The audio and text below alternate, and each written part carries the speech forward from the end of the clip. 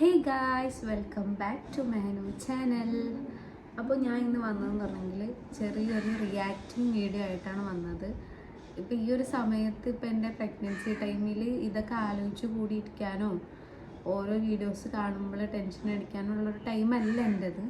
പക്ഷേ ഇത് കണ്ടിട്ട് എനിക്ക് റിയാക്ട് ചെയ്യാതിരിക്കാൻ വയ്യ. മീൻസ് അതിൻ്റെ ഇടയിൽ കൂടെ വേറെ കുറേയൊക്കെ എനിക്ക് നിങ്ങളെ ബോധ്യപ്പെടുത്താനുണ്ട്. അപ്പോൾ ഞാനിപ്പോൾ ഈ അടുത്ത് തൻസിക്കക്ക് ഇപ്പോൾ കുറേ ഇൻ്റർവ്യൂ കിട്ടുന്നുണ്ട്, പുതിയ ആൽബം ഇറങ്ങിയതുകൊണ്ട്.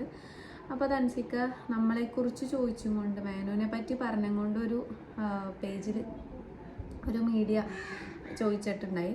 അപ്പോൾ തൻസിക്കാൻ്റെ അടുത്ത് തൻസിക്കാൻ്റെ കാര്യം ചോദിച്ചാൽ മതി, അല്ലെങ്കിൽ നമ്മളെക്കുറിച്ച് ആൽബത്തിലുള്ള കാര്യം ആ കുട്ടിക്ക് ചോദിക്കാം.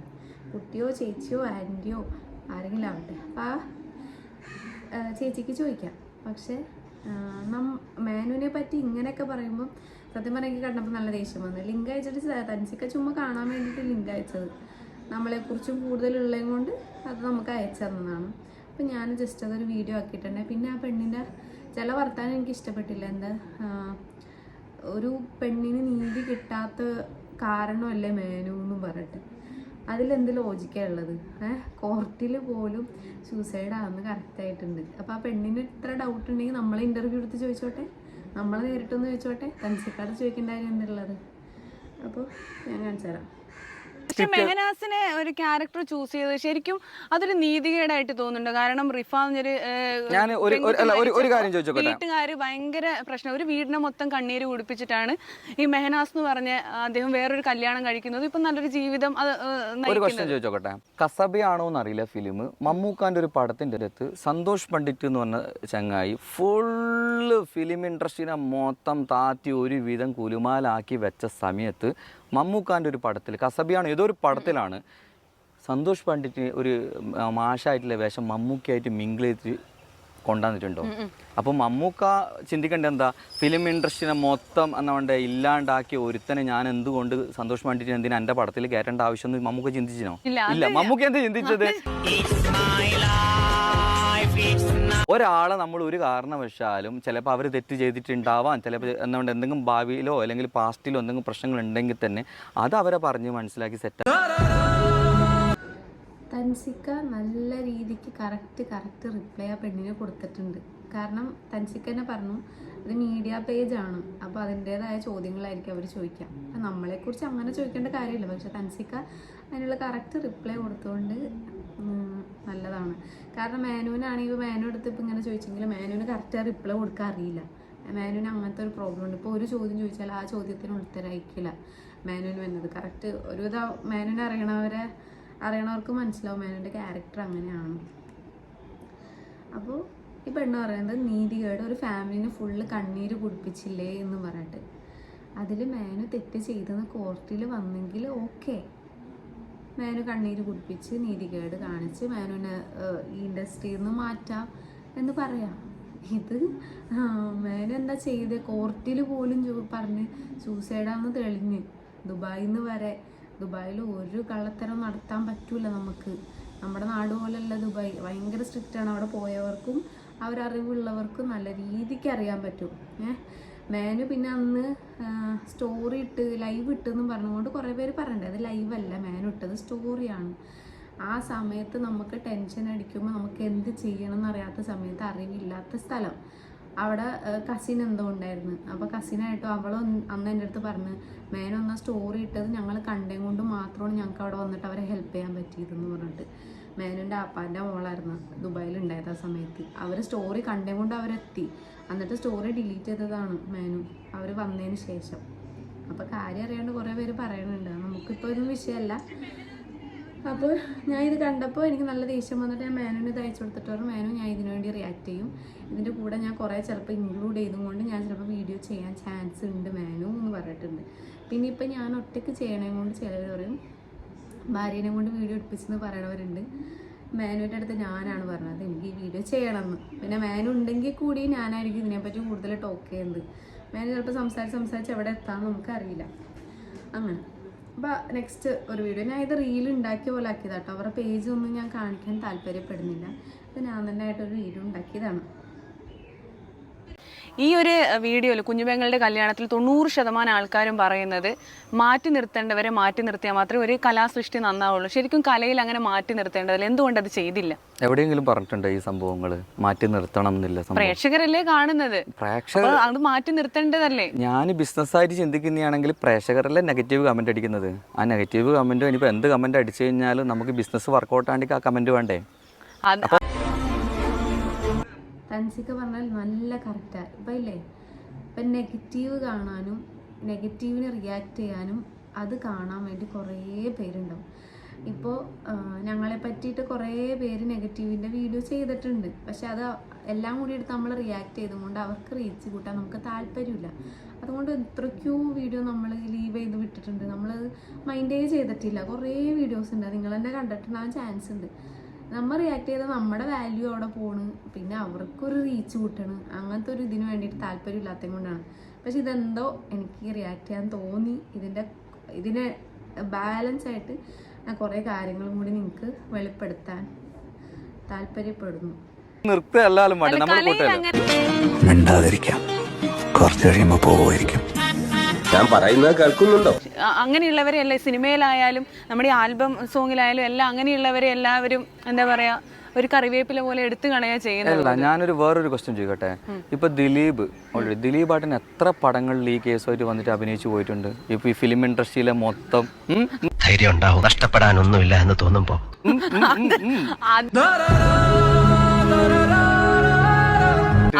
ഇവിടെ ഫിലിം ഇൻഡസ്ട്രിയിൽ ഒരുപാട് ആൾക്കാർക്ക് പല പ്രശ്നങ്ങളും ഉണ്ടായിട്ട് എത്ര പടത്തിൽ അവര് അഭിനയിച്ചു പോയിട്ടുണ്ട്. അവരെ ജോബല്ലേ, അതേപോലെ നമ്മൾ കാര്യം പറയാം, അതൊക്കെ കോടതിയുടെ പരിഗണനയിൽ ഇരിക്കുന്ന വിഷയമാണ്. ഇതും കോടതിയുടെ പരിഗണനയിൽ ഇരിക്കുന്ന വിഷയം. അവക്ക് വായ മുട്ടി. ഇപ്പോൾ ഞാൻ പറയാം, ദിലീപിൻ്റെ എന്തൊക്കെയോ ഇഷ്യൂ ഉണ്ടായിട്ടുണ്ട്. നമുക്ക് എന്താ നടന്നതെന്ന് അറിയില്ല. ഫസ്റ്റത്തെ വൈഫ് മാറിയിട്ട് രണ്ടാമത് വേറെ വൈഫിനെ കെട്ടിയിട്ടുണ്ട്. അതൊന്നും നമുക്കറിയില്ല എന്താ നടന്നതെന്നൊന്നും. നമുക്ക് ഒരു വിലയിരുത്താനും പറ്റില്ല. അതുതന്നെയാണ് ഇവിടെ നടന്നിട്ടുള്ളൂ. കോർട്ടിൽ പ്രൂവ് ആയത് സൂസൈഡാണെന്ന്, പോസ്റ്റ്മോർട്ടത്തിൽ പ്രൂവ് ആയത് സൂസൈഡാണെന്ന്.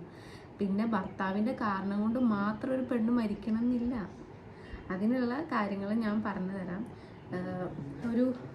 ഒരു വർഷം 2 വർഷം എത്രയോ വർഷം മുന്നേ ഒരാൾ മരിച്ചിട്ടുണ്ടായിരുന്നു. അയാളുടെ പേരൊന്നും എനിക്കറിയില്ല, ഞാൻ ഇവിടെ കാണിക്കാൻ. എന്തായാലും അത് വീഡിയോയിൽ ഞാൻ പറയുന്നുണ്ട്. അതിനകത്ത് ഭാര്യ ചീറ്റ് ചെയ്യണം. ഭാര്യ ചീറ്റ് ചെയ്തിട്ട് അയാൾ ചോദിക്കുന്നുണ്ട്, നീ എന്തിനത് ചെയ്തതെന്ന് ചോദിക്കുമ്പോൾ ആ പെണ്ണ് പറയുന്നത് നിങ്ങൾ ദേഷ്യപ്പെടുന്നതുകൊണ്ട്, അങ്ങനെ ഒരു റീസൺ പറയുന്നുണ്ട്. ആ പെണ്ണ് അത്രയും ദേഷ്യപ്പെടുന്ന ആളാണ്. ഈ ചോദ്യം ചോദിക്കുമ്പോൾ ഇത്രയും പേഷ്യൻസിൽ ഇരിക്കൂല ഒരാൾക്കും സഹിക്കൂല. ഒരു ഭാര്യയ്ക്കും സഹിക്കൂല ഒരു ഭർത്താവ് വേറെ പെണ്ണിൻ്റെ അടുത്ത് പോണത്. ഒരു ഭർത്താവിന് സഹിക്കൂല ഒരു ഭാര്യ വേറെ ചെക്കൻ്റെ അടുത്ത് പോണത്. ഒരിക്കലും സഹിക്കാത്തൊരു കാര്യമാണ് അത്. ഇപ്പം നമ്മൾ ഡിവോഴ്സ് ആയാൽ പോലും, ഇപ്പം ഞാൻ ഡിവോഴ്സ്ഡ് ആയിട്ട് ഇപ്പം എൻ്റെ പാസ്റ്റ് ഹസ്ബൻഡ് മാരേജ് കഴിഞ്ഞെന്ന് പറഞ്ഞാൽ നമ്മൾ ഉള്ളിലൊരു പെയിൻ ഉണ്ടാവും. അത് കൂടെ ജീവിച്ചത് കൊണ്ടാണ്. അത് മനസ്സിലാവുന്നുണ്ട്. ഇപ്പം ഞാൻ സെക്കൻഡ് മാരേജാന്ന് പറഞ്ഞപ്പോൾ ഒരാൾ എനിക്ക് കമൻ്റ് ഇട്ടിട്ടുണ്ടായി, എന്തിനാ ഇപ്പം സെക്കൻഡ് മാരേജാന്ന് പറഞ്ഞത്, അതുകൊണ്ടല്ലേ ആൾക്കാർ ഇങ്ങനെ നെഗറ്റീവ് പറയണേ, അതുകൊണ്ടല്ലേ ആൾക്കാർ കുത്തി ചോദിക്കുന്നത് എന്തിനാണ് ഡിവോഴ്സ് ആയതെന്ന് ചോദിക്കണേന്ന് വെച്ചിട്ട്. അപ്പോൾ ഞാൻ അയാൾക്ക് റിപ്ലൈ കൊടുത്ത്, ഞാൻ പറയണ്ടെന്ന് വിചാരിച്ചതാണ്, പക്ഷേ ആൾക്കാർ പല കഥ മേനയാണ്, അതുകൊണ്ട് മാത്രമാണ് ഞാൻ സെക്കൻഡ് മാരേജാന്ന് പറഞ്ഞത്. ഇപ്പോൾ മാനുവിനെ അവൾ മരിച്ചതിന് ശേഷം ഞാൻ പരിചയപ്പെട്ടിട്ട് കണ്ടിട്ട് ഞങ്ങൾ റിലേഷനിലായിട്ട് പോലും ആൾക്കാർ പറഞ്ഞത് എന്താണെന്നറിയോ, നമ്മൾ തമ്മിൽ റിലേഷനിലായത് അവൾ കണ്ടും കൊണ്ടിട്ട് സൂസൈഡ് ചെയ്തതാന്ന്. ഒന്ന് ആലോചിച്ച് നോക്കിയേ. അപ്പം തന്നെ എനിക്ക് മനസ്സിലായി ആൾക്കാർ എത്രത്തോളം പറഞ്ഞുണ്ടാക്കാനും നെഗറ്റീവിനും വേണ്ടിയിട്ട് ഇതാക്കുന്നത്. ഫസ്റ്റൊക്കെ ഞാൻ ആ കമൻറ്റ് കാണുമ്പോൾ ഞാൻ അപ്പോൾ ചിരിച്ചു തള്ളു, മാനു ഇത് കണ്ടില്ലേ, നമ്മൾ റിലേഷനിലാന്ന് കണ്ടുകൊണ്ട് അവൾ മരിച്ചതെന്നൊക്കെ പറയണമെന്ന് പറഞ്ഞിട്ട് ഞാൻ കമൻറ്റ് അക്സെപ്റ്റ് ചെയ്ത് വിടുമ്പോൾ മാനു പറയും, ഈ കമൻറ്റ് ലാസ്റ്റിന് നിനക്ക് വള്ളിയായിട്ട് വരൂട്ടാ അതെന്ന് പറഞ്ഞു. ഞാനപ്പോൾ മൈൻഡ് ചെയ്തില്ല. മാനുവിന് പിന്നെ ശീലമുണ്ടല്ലോ. കുറച്ച് കഴിഞ്ഞപ്പോൾ എന്താ അതെന്നെ കാര്യമായി, നമ്മുടെ റിലേഷൻ കണ്ടിട്ട് മരിച്ചതെന്നുള്ള രീതിയിലായിപ്പോയി. അത് കേട്ടപ്പോൾ ഭയങ്കര പെയിനായിരുന്നു. കുറേ പേരുടെ മനസ്സിൽ ഇപ്പോഴാണ് തെറ്റിദ്ധാരണ ഉണ്ട്, ഞങ്ങൾ അവളുള്ളപ്പോൾ റിലേഷനിലാന്ന്. ഒരിക്കലല്ല. ഞാൻ ആ സമയത്ത് ഒരു വൈഫാണ്, ഒരാളുടെ വൈഫാണ്. ആ സമയത്ത് മരിച്ചപ്പോഴാണ്, ഞാൻ ടി വിയിൽ മരിച്ച സമയത്താണ് ഇങ്ങനത്തെ ഒരു ഇൻഫ്ലുവൻസറിനെ ഞാൻ കാണുന്നത്. അപ്പോൾ റിലേഷനിലാവണമെന്ന് പറയുന്നത് ഒട്ടും ലോജിക്കില്ലാത്തൊരു കാര്യമാണ്. ജസ്റ്റ് ബോധിപ്പിച്ചതാട്ടോ. അപ്പോൾ ഇതിനുള്ള റിപ്ലൈ നല്ല രീതിക്ക് എന്താ തൻസിക്ക കൊടുത്തിട്ടുണ്ട് കേട്ടോ. തൻസിക്ക നല്ല അണ്ണാക്കിലിട്ട് ബോംബിട്ട് കൊടുക്കണ രീതിയിൽ നല്ല രീതിക്ക് റിപ്ലൈ കൊടുത്തിട്ടുണ്ട്. വായ അടയണ രീതിയിലാണ് പെണ്ണിൻ്റെ നിൽക്കുന്നത്. നെക്സ്റ്റ് കേട്ടോ. ഇതിലെല്ലാം ശരിക്കും പറഞ്ഞാൽ കുഞ്ഞുപെങ്ങളുടെ കല്യാണം വരുവാണ് എല്ലാം ഭയങ്കര കോൺട്രവേഴ്സി ആയിട്ടുള്ള ആൾക്കാരാണ് ഇതിലുള്ളത്. അടുത്ത ഒരാളെ കുറിച്ച് ഞാൻ പറയുവാണെങ്കിൽ മെഹനാസ്. മെഹനാസ് എന്ന് പറയുമ്പോൾ തന്നെ അവളുടെ വായ പോണാണ്. മീഡിയക്കാർക്ക് അല്ലെങ്കിൽ അതേപോലെ കുറേ മീഡിയക്കാരുണ്ട്. ഇപ്പം നിങ്ങൾക്ക് അറിയാമായിരിക്കും മേനുവിൻ്റെ ശത്രുക്കൾ ആരാന്നൊക്കെ.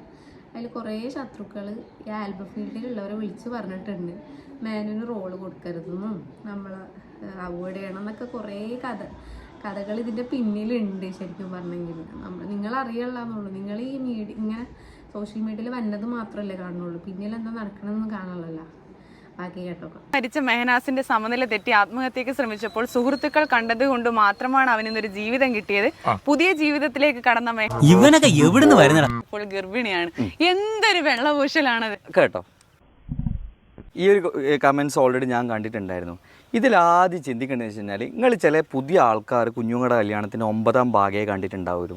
ഇതിൻ്റെ 8ാം ഭാഗം എടുത്ത് നോക്കിക്കഴിഞ്ഞാൽ ഇതിൻ്റെ ക്ലൈമാക്സ് രംഗത്തിൽ മെഹനാസ് തൂങ്ങി മരിക്കുന്ന ഒരു ഷോട്ട് ഓൾറെഡി ചെയ്തിട്ടുണ്ട്. അടുത്ത വർഷത്തേക്ക് ഇതിൻ്റെ ബാക്കി എന്ന് പറഞ്ഞിട്ട് കഴിഞ്ഞ അവള് കുഞ്ഞുപെങ്ങളുടെ നയൻ മാത്രം കണ്ടു വന്നേക്കണേ. അവള് കമന്റ് മാത്രം വായിച്ചിട്ട് ചോദ്യം ചോദിക്കാൻ വന്നേക്കണേ. അതിന്റെ 8ാം ഭാഗം കണ്ടാലല്ലേ ബാക്കിയുള്ളത് അറിയാൻ പറ്റുള്ളൂ. കേൾക്കാം.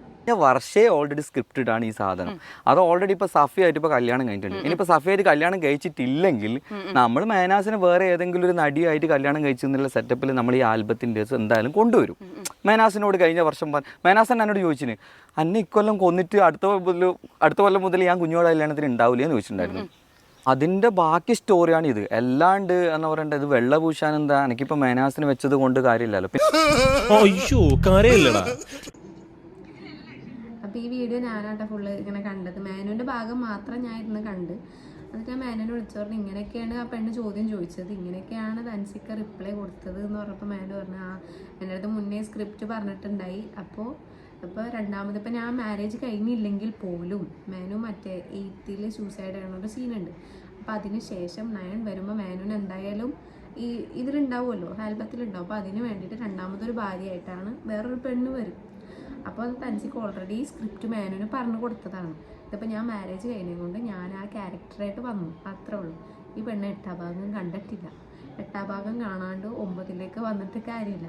വേറൊരു എപ്പിസോഡിൽ മേനുവിൻ്റെയും റിഫാൻ്റെയും മാരേജ് കഴിഞ്ഞിട്ടുണ്ട്. അപ്പോൾ റിഫ് ഇപ്പം ഇല്ലല്ലോ. അപ്പോൾ മേനുവിന് ക്യാരക്ടർ കൊടുക്കുമ്പോൾ എന്തായാലും എന്തെങ്കിലും ലോജിക്കുള്ള രീതിയിൽ കൊടുക്കണ്ടേ. അപ്പോൾ അവൾ മരിച്ചത് കൊണ്ട് ആ ഒരു മരിച്ച സംഭവം തന്നെ ഇട്ട്. ഓക്കെ. അല്ലാതെ പെട്ടെന്ന് ഭാര്യ എവിടെയെന്ന് നമുക്ക് ഇപ്പോൾ അതൊരു ഭാര്യയായിട്ട് കല്യാണം കഴിഞ്ഞിട്ട് പെട്ടെന്ന് ഇതിനകത്ത് ഞാൻ ഭാര്യ എന്ന് പറയുമ്പോൾ ഒരു ലോജിക്കില്ലാത്തല്ലേ. അപ്പം അതിന് വേണ്ടിയിട്ടൊരു സ്ക്രിപ്റ്റ് തയ്യാറാക്കിയതാണ് തൻസിക്ക അത്. ഓക്കെ. അപ്പോൾ ഈ പെണ്ണിൻ്റെ ഇതവിടെ കഴിഞ്ഞ് ഈ പെണ്ണിൻ്റെയാണ് എനിക്ക് ദേഷ്യം കയറാൻ കാരണം. ഇത് കയറിയ പിന്നെ ഞാൻ മേനോട് പറഞ്ഞു ഇത് റിയാക്ട് ചെയ്തുകൊണ്ട് ഞാൻ വീഡിയോ എടുക്കും. അതിൻ്റെ കൂടെ കുറേയൊക്കെ എനിക്ക് ഇൻക്ലൂഡ് ആക്കാനുണ്ട്. കുറേ ആയിട്ട് നമ്മൾ കേൾക്കണ ഒരു കാര്യമാണ്. ഇപ്പോൾ ഞാനിപ്പോൾ റീൽസ് ചെയ്യണേം കൊണ്ട് വ്യൂസ് കയറണേം കൊണ്ട് ഫോളോവേഴ്സ് കയറണേം കൊണ്ട് കുറേ പേര് പറഞ്ഞു ഇത് റിഫാൻ്റെ ഔദാര്യം ഒന്ന് പറയട്ടെ. ഞാനപ്പോൾ ഒരു കാര്യം പറയട്ടെ. മേനു ആണ് ഫസ്റ്റ് വീഡിയോസ് ചെയ്യാൻ തുടങ്ങിയതും ഒരുവിധം ഇങ്ങനെ റീച്ച് ആയതിനു ശേഷം അവർ കപ്പിൾസായിട്ട് വീഡിയോ ചെയ്യുന്നതും അങ്ങനെയാണ് അവർ നല്ല റീച്ച് ആകുന്നത്. കപ്പിൾസായിട്ട് ചെയ്യുമ്പോൾ എന്തായാലും റീച്ച് വരുമല്ലോ. അപ്പോൾ കുറേ പേര് പറയും നീ വീഡിയോ ഇടുന്നതൊക്കെ അവൾ റീച്ച് ആയത് കൊണ്ടാണ് നീ ഇങ്ങനെ റീച്ച് ആയതെന്നും പറയട്ടെ. ആയിക്കോട്ടെ, ശരിയാ മേനുവിൻ്റെ വൈഫായിട്ട് വന്നപ്പോഴാണ് ഞാൻ റീച്ച് ആയത്. പക്ഷേ അതിന് മുന്നേ ഞാൻ വ്ളോഗ്സ് ചെയ്യുമായിരുന്നു. പക്ഷേ അങ്ങനെ റീച്ച് ആയിട്ടില്ല. ചെയ്ത് തുടങ്ങിയിട്ടുണ്ടാവുള്ളൂ. അതിനൊക്കെ ഒരു ടൈം ഉണ്ടല്ലോ ചെയ്യാനും. കുറേ നേരം അത് കുറേ ടൈമൊക്കെ എടുക്കുമല്ലോ അത് റീച്ചായി വരാനൊക്കെ. അപ്പോൾ ഞാൻ വീഡിയോസ് ചെയ്യാനെങ്കിൽ നല്ല ഇഷ്ടമാണ്, പിക്സ് എടുക്കാൻ ഇഷ്ടമാണ്, വ്ളോഗ്സ് ചെയ്യാൻ ഇഷ്ടമാണ്. അപ്പോൾ മേനുമായിട്ട് വന്നപ്പോൾ ഞാനും അതിൽ ആക്റ്റീവായിട്ട് ഞാനും മുന്നോട്ട് പോയിട്ടുണ്ട്. ഓക്കെ. അപ്പോൾ അതൊരു ഇതായിട്ട് കേട്ടിട്ടുണ്ട്. റിഫ കാരണമാണ് ഞാൻ ഇങ്ങനെ മേനു റീച്ചായതെന്നും പറഞ്ഞിട്ട്. അവൾ വന്നുകൊണ്ടല്ല മേനു റീച്ചായത്, അല്ലാണ്ട് മേനു അല്ല ഇതിന് നിന്നതെന്നും പറഞ്ഞിട്ട്. അതിനുള്ള തെളിവ് ഞാനിപ്പോൾ ഇട്ടുതരാം. പിന്നെന്തൊക്കെയാണ്, മേനു ആണ് അവളെ പുറകെ നടന്ന് വളച്ച് അവളെ ഇങ്ങനത്തെ ഒരു ഇതിലെത്തിച്ചത്. അവളുടെ ജീവിതം നശിപ്പിച്ചത് മേനുവാണ് പുറകെ നടന്നതെന്നുള്ളതിന് ഒരു ഇത്. പിന്നെയുള്ളതെന്ന് പറഞ്ഞെങ്കിൽ 18 വയസ്സ് കഴിയാണ്ട് കെട്ടിയെന്നും പറഞ്ഞിട്ട് കുറേ ഉണ്ട്. അപ്പോൾ മേനുവിന് വേറെ കേസൊന്നുമില്ല. അവൾ സൂസൈഡ് ചെയ്തിട്ടുണ്ട്, അതിൻ്റെ ഒരു കേസും ഇല്ല. മേനുവിന് ആകെ ഉള്ളത് മറ്റേ സംഭവമാണ് പോസ്കോ. എനിക്കെപ്പോഴും ഡൗട്ട് പോക്സോ ആ സംഭവമാണ് മേനുവിനുള്ള കേസ്. അത് 18 വയസ്സായപ്പോഴാണ് അവളെ മാരേജ് ചെയ്തത്. അവർ 16-ാം വയസ്സിലാണ് ഇഷ്ടത്തിലായത്. അവരൊരു ഇൻ്റർവ്യൂ ഉണ്ട്, ഫുൾ ഇൻ്റർവ്യൂ അവിടെ ഉണ്ട്. ഞാനപ്പോൾ അത് കട്ടായിട്ട് നിങ്ങൾക്ക് ഞാൻ കാണിച്ചു തരാം എന്തായാലും. അപ്പോൾ 16-ാമത്തെ വയസ്സിലാണ് ഇവർ ഇഷ്ടത്തിലായത്. അതിനുശേഷം മേനുവിൻ്റെ ഉപ്പാൻ്റെ അടുത്ത് പറഞ്ഞു. അപ്പോൾ ഉപ്പ പറഞ്ഞ് 16 വയസ്സ് ആയിട്ടുള്ളൂ, നമുക്ക് 18 വയസ്സായിട്ട് കെട്ടിക്കുക. ഉപ്പ പള്ളിയിലെ സെക്രട്ടറി ഒക്കെ കേട്ടോ. അപ്പോൾ ഉപ്പ ഓൾറെഡി സ്ട്രിക്റ്റ് ആണ്, ഉപ്പാക്ക് സ്ട്രെയിറ്റ് ആണ്, എല്ലാം സ്ട്രെയിറ്റ് ആയിട്ട് ഉപ്പ ചെയ്യുള്ളൂ. ഉപ്പയുടെ ക്യാരക്ടർ അങ്ങനെയാണ്. ഉപ്പ പറഞ്ഞു 18 വയസ്സ് കഴിയാണ്ട് നിങ്ങൾക്ക് ഞാൻ കെട്ടിച്ച് തരൂല എന്ന് പറഞ്ഞു. എന്നിട്ട് 2 വർഷം അവർ വെയിറ്റ് ചെയ്തതിന് ശേഷമാണ് കെട്ടിയതെന്ന് പറയുന്നുണ്ട്. അത് അവളുടെ വായ കൊണ്ട് കേൾക്കണത് ഞാൻ നിങ്ങൾക്ക് കേൾപ്പിച്ചു തരാം. പിന്നെ അവളുടെ വോയിസ് നിങ്ങൾക്ക് അറിയായികയൊന്നുമില്ലല്ലോ. മേനുവിനെ ഞാൻ സൈഡിൽ കൊടുക്കാം. അവളുടെ വീഡിയോ ഇടാൻ എനിക്ക് താല്പര്യമില്ല, അവിടെ ഞാൻ കൊടുക്കണില്ല. നമ്മളിപ്പോൾ അവളുടെ ഫോട്ടോ വെച്ചും കൊണ്ടോ അവളുടെ വീഡിയോ വെച്ചും കൊണ്ടോ റീച്ച് അടിക്കാനല്ല, ഞാൻ ജസ്റ്റ് കാണിച്ചു തരാം. മേനുവിനെയാണ് ഞാൻ സൈഡിൽ കൊടുക്കുള്ളൂ കേട്ടോ. മേനു ഇത് മ്യൂസിക്കലി എന്ന് പറയുന്ന ആപ്പിൽ റീച്ച് ആയതിനെ പറ്റി മേനു പറയണതാണ് കേട്ടോ, നമുക്ക് കേൾക്കാം. മ്യൂസിക്കലി എന്ന് പറഞ്ഞിട്ടുണ്ടെങ്കിൽ ഞാൻ ഈ ആപ്പ് ഇങ്ങനെ ഇതാണെന്ന് പറയാം. മ്യൂസിക്കലി ഞാൻ ഒറ്റയ്ക്ക് ആ സമയത്ത് ഞാൻ ഫ്രണ്ട്സിൻ്റെ കൂടെ ബോറടിക്കുന്ന സമയത്ത് ഞാൻ ഒറ്റയ്ക്ക് ചെയ്ത് കേട്ടോ. അത് സ്റ്റാർട്ടിങ്ങിൽ വീഡിയോ ഇടുമ്പോൾ 500 ലൈക്കെല്ലാം കിട്ടും. 500 ലൈക്കെല്ലാം കിട്ടിയിട്ടാകുമ്പോൾ നമുക്ക് ഭയങ്കര സംഭവമാണ്. കാരണം ഒരു പുതിയ ആപ്പല്ലേ, പുതിയ ആപ്പിൽ ഇങ്ങനെ നല്ല വ്യൂസും കാര്യമെല്ലാം കണ്ടിട്ടാകുമ്പോൾ ഞാൻ അങ്ങനെ ചെയ്ത് പോകുമ്പോൾ പിന്നെ 1000 ലൈക്കായി, അങ്ങനെ ലൈക്ക് നല്ല കയറുന്നുണ്ട്. അങ്ങനെ ഒരു ദിവസം ഞാൻ എന്താക്കി, ഇവളെല്ലാം പറഞ്ഞു കുറെ കാലം ഞാൻ അതിൽ ഒറ്റയ്ക്ക് മ്യൂസിക്കൽ കളിച്ചു. അങ്ങനെ മേനു ആണ് ഫസ്റ്റ് വീഡിയോസ് ചെയ്ത് തുടങ്ങിയത്. അതിനുശേഷം ഇവർ ഇങ്ങനെ ഉറപ്പിച്ച് വെച്ച സമയത്ത് ഇവർ ഒരുമിച്ച് വീഡിയോ ചെയ്തെന്ന് മേനു പറയുന്നുണ്ട്. ഓക്കെ, അതാണ് അവിടെ. അപ്പം അവൾ തന്നെ പറയണുണ്ട് മേനു തന്നെയാണ് ഫസ്റ്റ് തുടങ്ങിയത്. അവൾക്ക് താല്പര്യം ഉണ്ടാവാം, പക്ഷെ അവളുടെ വീട്ടിൽ കുറച്ച് ഫ്രീഡം കുറവുണ്ടെന്നും പറയുന്നുണ്ട്. ഞാൻ പറഞ്ഞുകൊണ്ട് നിങ്ങൾ വിശ്വസിക്കൂല, അവളുടെ വായ കൊണ്ടുള്ള മുഖ്യത. ഇവിടെ റിഫാൻ്റെത് അങ്ങനെ തന്നെയായിരുന്നോ? ആ, ഞങ്ങൾ തമ്മിൽ എൻ്റെത് ഞാനും മെഹനുമായിട്ട് എന്ന് തുടങ്ങിയ ഇഷ്ടം തുടങ്ങി. പിന്നെ എൻഗേജ്മെന്റ് കഴിഞ്ഞ് ആ ഒരു ഇതിലാണ് ഞാൻ ഫേമസ് ആവാൻ, ഇങ്ങനെ ക്യാമറയുടെ മുമ്പിലൊക്കെ വരാൻ തുടങ്ങി. അതുവരെ എനിക്ക് അങ്ങനെ ഇതൊന്നും ഉണ്ടായിട്ടില്ല, പുറത്തു പോയിട്ടുള്ള ഒരു ഫ്രീഡം കിട്ടിയിട്ടില്ല. മെഹനു വന്നതോടെയാണ് ഞാൻ ഈ സോഷ്യൽ മീഡിയയിലൊക്കെ വന്നത്. അപ്പോൾ മേനുവിൻ്റെ ഉപ്പാൻ്റെ അടുത്ത് ഈ വിഷയം പറയുന്നതും ഉപ്പ സമ്മതിക്കാത്തതും പിന്നെ ഇവളാണ് ഫസ്റ്റ് ഇൻസ്റ്റഗ്രാമിലൂടെ മെസ്സേജ് അയച്ചതെന്നും ഒക്കെ പറയണം, നമുക്ക് കേൾക്കാം. എങ്ങനെയായിരുന്നു നിങ്ങൾ അത് പറയാതെ നമ്മൾ മുന്നോട്ട് പോകുന്നതിൽ പ്രേക്ഷകർ കാത്തിക്കുന്നതായിരിക്കും. പ്രണയത്തിൽ നിങ്ങൾ ഇഷ്ടപ്പെട്ടത് പരിചയപ്പെട്ടത് എങ്ങനെയായിരുന്നു? നമ്മള് സ്റ്റാർട്ടിങ്ങിൽ പരിചയപ്പെടുന്നത് ഇൻസ്റ്റാഗ്രാമിലൂടെ മെസ്സേജ് അയച്ചിട്ടാണ്. ഇൻസ്റ്റാഗ്രാമിൽ സ്റ്റാർട്ടിങ് നോർമലി ചാറ്റ് ആക്കുന്ന രീതിയിൽ ചാറ്റ് ചെയ്ത്, പക്ഷെ ആർക്കും അറിയില്ല സീരിയസ്, ഞാനൊക്കെ അറിഞ്ഞിട്ടില്ല. ഒരു ടൈം പാസ് നോക്കിയതാ മെസ്സേജ് അയച്ചത്. അങ്ങനെ മെസ്സേജ് അയച്ചു വെച്ച് പിന്നെ നമുക്ക് രണ്ടാക്കും ഭയങ്കര സീരിയസ് ആയി. അത് എനിക്കൊന്നാമത് ലോങ് ഭയങ്കര ഇഷ്ടമാണ്. ഈ ട്രാവൽ ചെയ്യാനും ട്രിപ്പിനോട് ഭയങ്കര ഭ്രാന്താണ്. അപ്പൊ അങ്ങനെല്ലാം കണ്ടിട്ട് കുറച്ച് ലോങ് ആയതുകൊണ്ട് ഇവള് കോഴിക്കോട്, എനിക്ക് സ്വപ്നവും വിചാരിച്ചിട്ട് എന്നെ ഫാമിലി അങ്ങോട്ട് കഴിക്കാൻ പറ്റൂന്നും ഒന്നും ഞാൻ വിചാരിച്ചിട്ടാ. പിന്നെ ഇവള് മെസ്സേജും കാര്യം കുറച്ച് സീരിയസ് പോലെ കണ്ട്, അപ്പൊ ഞാനും എന്താക്കി ഫിക്സ് ആക്കി. ഞാൻ ഫാമിലിയോട് പറഞ്ഞു, പിന്നെ ഉമ്മാനോട് പറഞ്ഞു. പിന്നെ ഉമ്മ ഇവളെ കണ്ടിട്ട് കുഴപ്പമൊന്നുമില്ല, എല്ലാവർക്കും ഇഷ്ടമായി. ഉപ്പ പിന്നെ പെട്ടെന്ന് അങ്ങനെ വിടുന്ന ടൈപ്പല്ല. ഉപ്പയുടെ കുറെ കഷ്ടപ്പെട്ടു ഉപ്പാനൊന്ന് മയക്കിയെടുക്കാൻ വേണ്ടിട്ട്. കോഴിക്കോട് ലോങ് ആയിട്ട് വേണ്ടാന്ന് ഫസ്റ്റ് പറഞ്ഞോളെ. പിന്നെ എല്ലാവർക്കും ഭയങ്കര ഇൻട്രസ്റ്റ്. പിന്നെ നമ്മൾ ഞാൻ കുറെ വയസ്സിന് പ്രശ്നം ഉണ്ടായിരുന്നു ആ സമയത്ത്. കേട്ടോ, വയസ്സിനെ പറ്റി പറയുന്നതാട്ടോ മേനു. ഒന്നാമത് ഇവൾക്ക് 16-ാമത്തെ വയസ്സിലാണ് ഞാൻ കല്യാണം കഴിക്കണമെന്നിട്ട് നടന്നത്. എനിക്കന്നേരം എത്ര വയസ്സ്? 19, 20.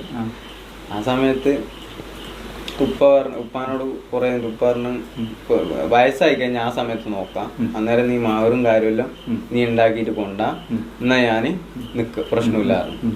അങ്ങനെ 2 കൊല്ലം കഷ്ടപ്പെട്ട് വെയിറ്റ് ചെയ്തു. കേട്ടാ, 16-ാമത്തെ വയസ്സിൽ ഇഷ്ടപ്പെടുകയും ഉപ്പാൻ്റെ അടുത്ത് പറഞ്ഞപ്പോൾ ഉപ്പ പറഞ്ഞു വയസ്സായിട്ട് കെട്ടിയാൽ മതി എന്ന് പറഞ്ഞിട്ട് 18-ാമത്തെ വയസ്സിലാണ് 2 വർഷം കഴിഞ്ഞിട്ടെന്നാണ് കെട്ടിയത് പറയുന്നത്. ഒരു കേസ് മേനുവിനില്ലാത്തതും കൊണ്ട് റിഫാൻ്റെ ഫാമിലി കൊടുത്ത കേസാണ് മറ്റേ സാധനം പോസ്കോ. 18 വയസ്സിൻ്റെ. ഇപ്പോൾ പ്രണയിച്ച് നടക്കണ പെണ്ണും ആണും പെണ്ണിൻ്റെ ഇഷ്ടപ്രകാരം പോലും അവർ പേഴ്സണലി മറ്റേ ഫിസിക്കലി ബന്ധപ്പെട്ട് കഴിഞ്ഞാൽ പോലും ആ പെണ്ണ് എന്തെങ്കിലും പ്രശ്നത്തിൽ മരിച്ചു കഴിഞ്ഞാൽ കേസ് വന്നത് ചെക്കനാണ്. ചെക്കനും പെണ്ണും കൂടി ആ പെണ്ണിൻ്റെ സമ്മതത്തോടു കൂടിയാണ് എല്ലാം നടക്കുന്നത്. ലാസ്റ്റ് എന്തെങ്കിലും ആ പെണ്ണിന് വന്നു കഴിഞ്ഞാൽ കേസ് മൊത്തം ചെക്കന്. ഞാൻ ആണുങ്ങളെ മാത്രം സപ്പോർട്ട് ചെയ്തുകൊണ്ട് പറയുന്ന ഒരു കാര്യമല്ല, ഇതുപോലെ പെണ്ണുങ്ങൾക്കും അനുഭവം വരാറുണ്ട്, പെണ്ണുങ്ങളും ചതിക്കപ്പെടുന്നവരുണ്ട്, അതിൽ ഞാൻ അത് പറയുന്നതല്ല. പക്ഷേ എല്ലാ സമയത്തും നമ്മൾ ഗേൾസിനെ മാത്രം സപ്പോർട്ട് ചെയ്യുന്ന ഒരു സൊസൈറ്റി ഉണ്ട് നമ്മുടെ ഇടയിൽ. അതുകൊണ്ട് ഞാൻ പറഞ്ഞതാണ് കേട്ടോ. അല്ലാതെ ഞാൻ പെണ്ണായം കൊണ്ട് പെണ്ണിനെ തന്നെ താഴ്ത്തി പറയണില്ല, ഒരിക്കലും അങ്ങനെയല്ല. ആണുങ്ങൾ ചതിക്കുന്ന പെണ്ണുങ്ങളുമുണ്ട്, ചതിക്കപ്പെടുന്ന പെണ്ണുങ്ങളുണ്ട്, ജീവിതത്തിൽ കുറേ സങ്കടങ്ങളുള്ള പെണ്ണുങ്ങളുണ്ട്. അവരൊക്കെ ഒരനുഭവത്തിലൂടെ പോണവരാണ്. എല്ലാവർക്കും ക്ഷമ കൊടുക്കട്ടെ എന്ന് പറയാനുള്ളത്. ഫസ്റ്റ് ആരാ മെസ്സേജ് അയക്കണേന്ന് പറയുന്നുണ്ട്. ഇപ്പോൾ അവളുടെ വീട്ടിൽ ഇത് അറിഞ്ഞേ പിന്നെ വീട്ടുകാർ കുറേ തല്ലി, ബ്രദർ തല്ലി എന്നൊക്കെ പറയുന്നുണ്ട് കേട്ടോ. അപ്പോൾ അപ്പോൾ ആരാ ഫസ്റ്റ് മെസ്സേജ് അയക്കണേന്നുണ്ട്. കുറേ പേർക്കുള്ളൊരു കാര്യമാണ്. മേനുമാണ് ഫസ്റ്റ് മെസ്സേജ് വളച്ചത്, അവന് പെണ്ണുങ്ങളെ വളച്ച് വീഴ്ത്തി കൊല്ലാനറിയാമെന്നൊക്കെ പറയുന്നുണ്ട്. കുറേ വരുന്നത് കൊണ്ട് ഞാനിത് റിയാക്ട് ചെയ്യുന്നതാണ്. നിങ്ങളുടെ ഈ ചാറ്റിംഗ് വഴിയുള്ള ഇതിലും ഇഷ്ടം വന്നു എങ്ങനെയൊക്കെയായിരുന്നു? ഞാൻ ഫസ്റ്റ് തന്നെ ഞാനായിരുന്നു മെസ്സേജ് അയച്ചത് മേനുവിന് അങ്ങോട്ട്. അങ്ങനെ മെസ്സേജ് അയച്ച് പിന്നെ ഞാൻ ഫേക്കാന്ന് വിചാരിച്ചു. മേനു ഏതോ ഒരു ഫ്രണ്ടാണ് ചാറ്റ് ചെയ്യുന്നത്, പറ്റിച്ചതാന്ന് വിചാരിച്ചു. ഫ്രണ്ട്സ് എന്താക്കോ മെസ്സേജ് അയക്കും, എങ്ങനെ വെച്ചിട്ടുണ്ടെങ്കിൽ ഫേക്ക് ആയിട്ട് തുടങ്ങിയിട്ട് friends fake I D message അയച്ചിട്ട് പറ്റിക്കുമെന്ന് പറയുന്നുണ്ട്. ഞാൻ കുറച്ച് സ്കിപ്പ് ചെയ്ത് വിടാം. ഫേക്കിൽ പെട്ടിട്ടുണ്ട്, പിന്നെ ഞാൻ ഫേക്കിൽ പെടാണ്ട് നോക്കലാ. അങ്ങനെയാണ് കരുതിയല്ലേ? ഫേക്കാന്ന് കരുതി. പിന്നെ എന്നോട് പറഞ്ഞു ഒരു ദിവസം വിളിക്കാൻ പറഞ്ഞു. അങ്ങനെ ഞാൻ വിളിച്ചപ്പാണ് സംഭവം ആയത്, സീരിയസ് ആയത്, ഒരു വിശ്വാസം വന്നത്. അപ്പൊ പിന്നെ ഫുള്ള് ചാറ്റിംഗ് ഒക്കെ ആയി, ഇഷ്ടത്തിലായി. പിന്നെ ഒരു ദിവസം എന്റെ ബ്രദർ ഞാൻ ഫോട്ടോ അയച്ചു കൊടുക്കുന്നത് കണ്ടിട്ടുണ്ടായിരുന്നു. അപ്പൊ അതിനെനിക്ക് അടിയൊക്കെ കിട്ടിയിട്ടുണ്ടായിരുന്നു. പിന്നെ അത് കഴിഞ്ഞ് ഞാൻ എന്താക്കി പുറക്ക് പറഞ്ഞ് പ്രേമാന്നൊന്നും പറഞ്ഞിട്ടില്ല. ഞാൻ പറഞ്ഞ എനിക്കൊരു പ്രപ്പോസൽ വന്നിട്ടുണ്ട് കാസർഗോഡ് എന്താക്കണം ഉപ്പ പറഞ്ഞു. ഉപ്പ പറഞ്ഞ് എനിക്ക് ലോങ് നീ പോയിട്ട് എങ്ങനെയെങ്കിലും രക്ഷപ്പെട്ട, നമുക്ക് അങ്ങനെ ഓവർ ഇതില്ലാത്ത ഫാമിലിയാണ് ഞങ്ങള്, നീ പോയിട്ട് രക്ഷപ്പെട്ടോ, ഓരോട് വരാൻ പറയാന്ന്. അങ്ങനെയാണ് ഫസ്റ്റ് മേനുവിന്റെ ഫ്രണ്ടും കൂടി വന്നത് വീട്ടിലേക്ക് പെണ്ണ് കാണാൻ വേണ്ടിട്ട്. അങ്ങനെ എല്ലാരും ഇതൊക്കെ ആക്കി ഇഷ്ടപ്പെട്ട് കൊറേ സംസാരിക്കുകയൊക്കെ ചെയ്ത് പിന്നെ എൻഗേജ്മെന്റിന് ഉള്ള പ്ലാനിങ് ആയി. പിന്നെ മേനുവിന്റെ ഉപ്പാവും ഉമ്മാവും ഒരു ദിവസം വന്നു. അല്ല, ഞാനും പിന്നെ എന്റെ ഫ്രണ്ട് ഒത്തിരി കാണാൻ വന്ന് അവളെ കണ്ട് സംസാരിച്ച് പിന്നെ അവളെ ഉപ്പാന്റെ വീട്ടിൽ പോയി ചായം കുടിച്ച് അങ്ങനെ ബ്രദറിനെല്ലാം പരിചയപ്പെട്ട് പിന്നെ നമ്മള് സംസാരിച്ച് എന്നിട്ട് എന്നോട് ഉപ്പാനും ഉമ്മാനും കൂട്ടി വരാൻ പറഞ്ഞു. അങ്ങനെ ഞാൻ വീട്ടിൽ പോയി ഉപ്പാനെ കുറെ നിർബന്ധിച്ചു. ഞാൻ കുറെ കച്ചറ ഉണ്ടാക്കി വീട്ടില്. അങ്ങനെ ഉപ്പാനെ നിർബന്ധിച്ച് ഉപ്പ ഇങ്ങനെ വിടൂല. ഉപ്പ ഒരു തീരുമാനം എടുത്ത തീരുമാനം മാറൂല. അങ്ങനെ ഉപ്പ പറഞ്ഞ എങ്ങനെ വയസ്സാവണമെന്നാണ്.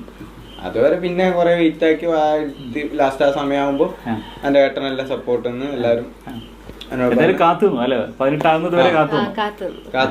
എന്നിട്ട് അങ്ങനെ ഒരു ദിവസം ഞാൻ ഉപ്പാനോട് പിന്നെ കുറച്ച് കഴിഞ്ഞ് ഉപ്പാണ് പറഞ്ഞ ഒന്ന് ആ 18 ഒരു കൊല്ലമുണ്ട് 17 ഒന്ന് പോയിട്ടൊന്ന് ജസ്റ്റ് ഒന്ന് കാണാം, കണ്ട് ഉറപ്പിച്ചു വെക്കാം, അതിനുള്ള എനിക്ക് പ്രശ്നമില്ലല്ലോ എന്ന് പറഞ്ഞു. കേട്ടില്ലേ, മേനു അങ്ങനെ 16 വയസ്സിലാണ് ഇവർ ഇഷ്ടപ്പെട്ടത്. അത് കഴിഞ്ഞിട്ട് 2 വർഷം വെയിറ്റ് ചെയ്തതിന് ശേഷം മതിയെന്ന് ഉപ്പ നിർബന്ധിച്ച് പറഞ്ഞു. അപ്പോൾ മേനു പറഞ്ഞു നമുക്ക് ജസ്റ്റ് പോയി കണ്ടുറപ്പിച്ച് വെക്കാമെന്ന് പറഞ്ഞിട്ട് 2 വർഷം കഴിഞ്ഞതിന് ശേഷമാണ് കെട്ടിയത്. ഇതിൽ കൂടുതൽ ഇനി എന്ത് തെളിവ് വേണം?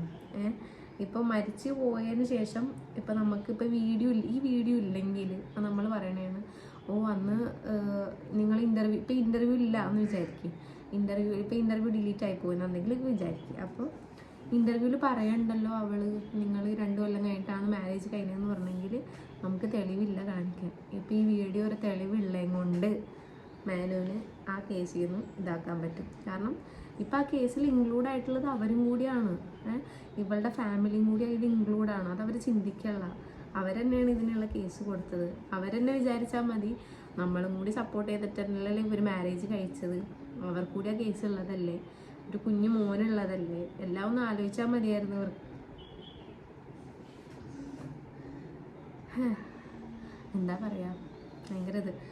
കാരണം നമ്മൾ ഒരിക്കലും ഈ ജീവിതം തുടങ്ങുമ്പോൾ ചതിക്കപ്പെടണമെന്നോ ഇങ്ങനെ ഒരു കാര്യം ലൈഫിൽ വരുമെന്നോ ചിന്തിക്കാണ്ട് നല്ല സന്തോഷത്തോടെ ജീവിച്ച് ഇങ്ങനെയൊക്കെ വരുമ്പോൾ ഉള്ള ഒരു അവസ്ഥ എന്ന് പറഞ്ഞെങ്കിൽ ഭയങ്കര ഒരു മോശമായിട്ടുള്ള, അതായത് നമുക്ക് അത്രയും നമുക്ക് റിക്കവർ ചെയ്താൽ വരാൻ പറ്റൂല സത്യം പറഞ്ഞെങ്കിൽ. എനിക്കിപ്പോൾ ഇത് ഇത്രയും ഇത് ഉണ്ടായിട്ടും അവരങ്ങനെ കേസ് കൊടുത്തത് അങ്ങനെയൊക്കെ പറയുമ്പോൾ നമുക്ക് തന്നെ ഒരു വിഷമം വരാറുണ്ട് സത്യം പറഞ്ഞാൽ.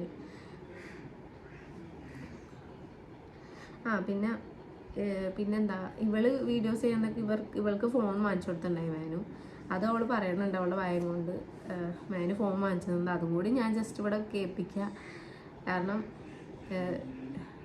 വീഡിയോസ് മേനു ഫസ്റ്റ് ചെയ്ത് തുടങ്ങിയതാണ്. അവൾ അതിൽ രണ്ടാമത് ഒരുമിച്ച് വന്നിട്ട് അവരൊരുമിച്ച് ചെയ്യുന്നതാണ് വീഡിയോ.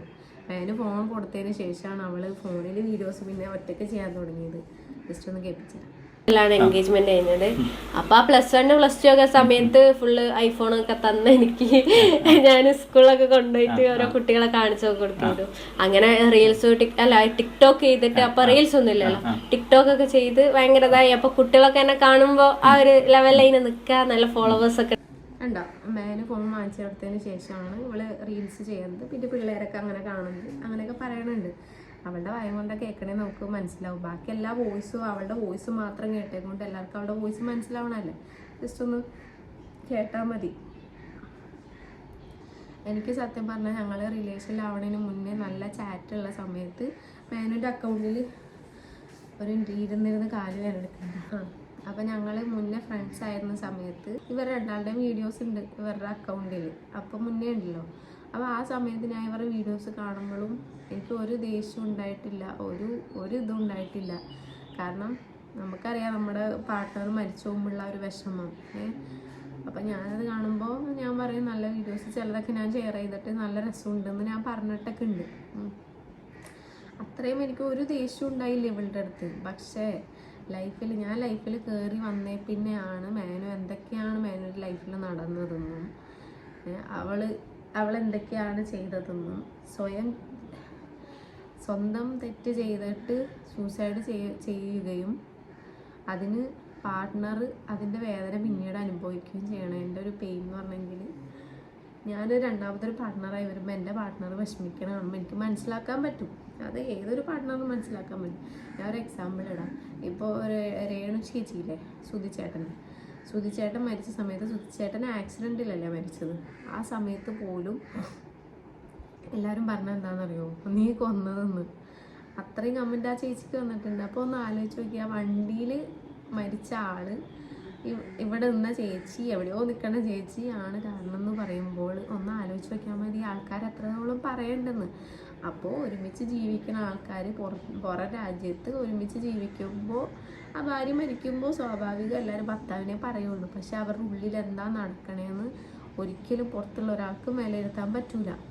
പിന്നെ ഞാൻ ലൈഫിൽ വന്നതിന് ശേഷം എന്നെ കുറ്റം പറഞ്ഞിട്ടുണ്ട്, ഞാൻ കാരണം മരിച്ചതെന്ന് പറഞ്ഞിട്ട്. ഒന്നും അറിയാത്ത ഞാൻ വരെ കുറ്റക്കാരിയായിട്ടുണ്ട്. അപ്പോൾ ഒന്ന് ചിന്തിച്ചാൽ മതി കൂടെ ഉണ്ടായ ആൾ കാരണക്കാരനാവുന്നതിൻ്റെ ഒരു രീതി. അയാളൊന്നും അറിഞ്ഞിട്ടുണ്ടാവില്ല. പിന്നെ ഒരു സംഭവം ഉണ്ടായി, എനിക്ക് ഇൻസ്റ്റയിൽ ഒരു പെണ്ണ് മെസ്സേജ് ഉണ്ടായി. അതിൻ്റെ ബ്രദറിൻ്റെ വൈഫ് മരിച്ചു. ആ പെണ്ണ് നാട്ടിലാണ് ഉണ്ടായത്, ബ്രദർ ഗൾഫിലാണ് എന്തോ ഉണ്ടായത്. എന്നിട്ട് നാട്ടിലുള്ള ആ ബ്രദറിൻ്റെ വൈഫ് മരിച്ചിട്ട് പുറം രാജ്യത്തുള്ള പുള്ളി കാരണമാണ് മരിച്ചതെന്നും പറയും. ചിലപ്പോൾ ഈ നാട്ടിലെ പെണ്ണ് എന്തൊക്കെ ചെയ്തുകൊണ്ടോ എന്തൊക്കെ ബ്ലാക്ക് മെയിൽ വന്നതുകൊണ്ടാണ് മരിച്ചതെന്ന് ഒരിക്കലും ആർക്കും ഇതാക്കാൻ പറ്റൂല. ചിലപ്പോൾ എന്തെങ്കിലും തെറ്റ് ചെയ്തിട്ട് ബ്ലാക്ക് മെയിൽ ആരെങ്കിലും ചെയ്തിട്ടുണ്ടാവും. നടക്കണ കാര്യങ്ങൾ, നമ്മുടെ ഈ ലോകത്ത് നടക്കണ കാര്യങ്ങൾ ഇതെല്ലാം അത്ര അറിഞ്ഞും കൊണ്ടാണ് ഞാൻ പറയുന്നത്. പക്ഷെ ഒരാളെ എടുത്ത് കുറ്റം പറയാൻ എനിക്ക് താല്പര്യമില്ല. അതുകൊണ്ടാണ് ഞാൻ അങ്ങനെ പറയാത്തത്. മരിച്ചു പോയവരാണ്, അതിൻ്റെ ദണ്ണമൊക്കെ ഉണ്ടാവും. എന്നാലും തെറ്റ് ചെയ്തെന്ന് പറയണ ഒരാൾ എൻ്റെ പാർട്ട്ണറാണ്. അപ്പം അത് ഞാൻ കേൾക്കുമ്പോൾ എനിക്ക് ആരോടായിരിക്കും ദേഷ്യം എന്ന് നിങ്ങൾ ജസ്റ്റ് വിചാരിച്ചാൽ മതി. പിന്നെ അവളോട് ദേഷ്യം ഉണ്ടായിട്ട് അവളുടെ കൊച്ചിനെ എങ്ങനെയാണ് നീ നോക്കണേ എന്നുള്ള ചോദ്യം ഞാൻ കേട്ടിട്ടുണ്ട്. ആ കുഞ്ഞൊരു പൈതൽ അത് ജനിച്ച് വീണപ്പോൾ അതിന് ഒരു ബോധവും ഇല്ലാത്ത കുഞ്ഞായിട്ടത് വന്നത്. ഇപ്പം എൻ്റെ കൊച്ചാണെങ്കിൽ പോലും ജീവിച്ചു വരുമ്പോൾ എന്തൊക്കെ നടക്കാൻ പോകുന്നു നമുക്കറിയില്ല. അപ്പം ആ കുഞ്ഞ് പൈതലിന് ഒരു കാര്യം അറിയില്ല. അപ്പം അതിനെ ഒരിക്കലും ഞാൻ അവളുടെ കുഞ്ഞെന്നും പറഞ്ഞിട്ട് ഞാൻ ഒരിക്കലും വേർതിരിക്കാനോ ഇതാക്കൂല. പിന്നെ ഞാൻ ഇൻ്റർവ്യൂവിൽ പറഞ്ഞിട്ടുണ്ടായി, ഫസ്റ്റ് അവനെ കൊണ്ടുവന്നിരുന്നെങ്കിൽ കൊഞ്ചിക്കായിരുന്നു എന്നുള്ള രീതിയിൽ. ഞാൻ ഉദ്ദേശിച്ചത്. ഡെലിവറി കഴിഞ്ഞ് കഴിഞ്ഞാൽ എൻ്റെ മൈൻഡ് എങ്ങനെയാണെന്നൊന്നും എനിക്കറിയില്ല. അപ്പോൾ ഫസ്റ്റ് അവനെ കൊണ്ടുവന്നാൽ ഒരു കുഞ്ഞിനെ പോലെ എനിക്ക് നോക്കാം. പെട്ടെന്ന് കൊണ്ടുവന്ന് കഴിയുമ്പോൾ എനിക്ക് അവനായിട്ട് ഇൻട്രാക്ട് ചെയ്യാനോ അവനായിട്ട് എങ്ങനെയാണ് മിങ്കിളാവണമെന്ന് എനിക്കറിയില്ല. അതുകൊണ്ടാണ് ഞാൻ ഫസ്റ്റേ കൊണ്ടുവന്നിരുന്നെങ്കിൽ ഒരു മോനെ പോലെ നോക്കിയിട്ട് രണ്ടാമതൊരു കുട്ടീനെ പിന്നെ നോക്കാമെന്നുള്ളൊരു തീരുമാനം എടുത്തത്. പക്ഷെ നമുക്ക് അതിനുള്ളൊരു ഭാഗ്യം ഉണ്ടായില്ല എന്നുള്ളതാണ് സത്യം. ഇപ്പോൾ ഒരുവിധം തെളിവുകൾ നിങ്ങൾ കണ്ടില്ലേ, അവളുടെ വായന്ന് കേട്ടില്ലേ. 18 വയസ്സ് കഴിഞ്ഞതിന് ശേഷമാണ് കല്യാണം കഴിഞ്ഞതെന്നും അവളുടെ ഫാമിലി അടക്കം മാരേജ് ഫങ്ഷന് വന്നിട്ടുണ്ട്. അതിൻ്റെ ഫോട്ടോസൊക്കെ ഉണ്ട് കേട്ടോ. അപ്പോൾ അവർ പറയുന്നത് അവർ മാരേജിന് പോയിട്ടില്ല, ഇവരാ മേനുവിൻ്റെ ഫാമിലിയാണ് നിർബന്ധിച്ച് കല്യാണം കഴിപ്പിച്ചതെന്നൊക്കെയാണ് പറയുന്നത്. ഇത്രയും തെളിവുള്ളപ്പോൾ ഇനി എന്താ, എന്തോ ഒരു ഭാഗ്യത്തിന് ഇത്രയും തെളിവുണ്ടായത്. ഇതൊന്നും ഇല്ലായിരുന്നെങ്കിൽ എങ്ങനെ ഇതിൽ ഊരിപ്പോരും ഒന്ന് ആലോചിച്ച് നോക്കിയേ. പിന്നെ ഉള്ളത് ഇപ്പം ഞാൻ നേരത്തെ പറഞ്ഞില്ലായിരുന്നു ഒരു ഭർത്താവ് ഇതുപോലെ സൂസൈഡ് ചെയ്തത്. ആ ഭർത്താവിൻ്റെ വീഡിയോ ഞാൻ കാണിച്ചു തരാം. ആ പുള്ളിനെ ഞാൻ കാണിച്ചു തരാം. പുള്ളി പറയുന്നത് എനിക്ക് നന്നായിട്ട് അറിയാൻ, സൂസൈഡ് ചെയ്യുന്ന വലിയൊരു മഹാപാപമാണ്. എനിക്ക് തൻ്റെ ഇടമൊക്കെ ഉണ്ട്, പക്ഷേ ഞാൻ ഇതുവരെ സൂസൈഡ് ചെയ്തില്ലെന്ന് പറഞ്ഞു കഴിഞ്ഞാൽ സൂസൈഡ് ചെയ്യുന്ന മഹാപാപമാണെന്ന് പുള്ളിക്ക് അറിയാം. പക്ഷേ പുള്ളിക്ക് അത്രയും പുള്ളി മെൻ്റലി ഡൗൺ ആയി. അതിനുള്ള കാരണമാണ് ആ പെണ്ണ് ചതിച്ചെന്നുള്ളത്.